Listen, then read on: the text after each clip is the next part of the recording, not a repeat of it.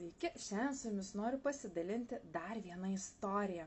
Jeigu jūs galvojate, kodėl jinai vėl su savo istorijom, tai todėl, kad per istoriją kažkokią tais pamokančią yra daug lengviau perteikti mintį, kurią noriu jums pasakyti, kurią noriu jums pabrėžti ir kad jūs apie tai susimastytumėte.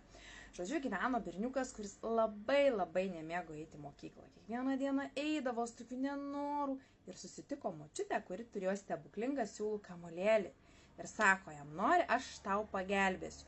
Jeigu tu nenori eiti į mokyklą, patem šiek tiek to siūlo ir tas laikas persisuks. Tik tais yra tokia sąlyga, kad atgal tu to laiko nesugrąžinsi. Su džiaugsmu tas berniukas persuko, žiūri veikia.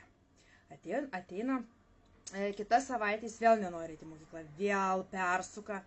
Pagalvojo, kad reikėtų visus mokyklos metus persukti, vėl persuka. Tada pradėjo eiti į universitetą, vėl kiekvieną dieną eiti, jam nepatinka, vėl persuka.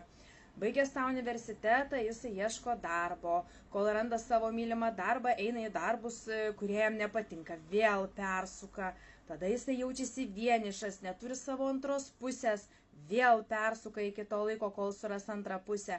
Tuomet jiem gimsta mažas vaikas, jisai rėkia, neduoda miegoti, vėl persuka tą kamuolėlį. Ir taip visą gyvenimą iki pensijos jisai persuko ir nepasimėgavo. Taigi noriu pabrėžti, kiek daug žmonių gyveno dabar, kurie nemoka pasimėgauti dabartimi, vis atidėliodami. Kai bus tas, tada būsiu laimingas, kai bus tas, tada būsiu laimingas.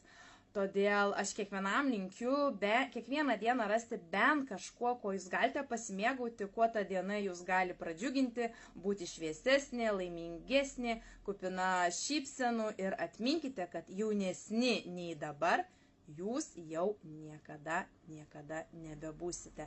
Tad išmok mėgautis dabartimi.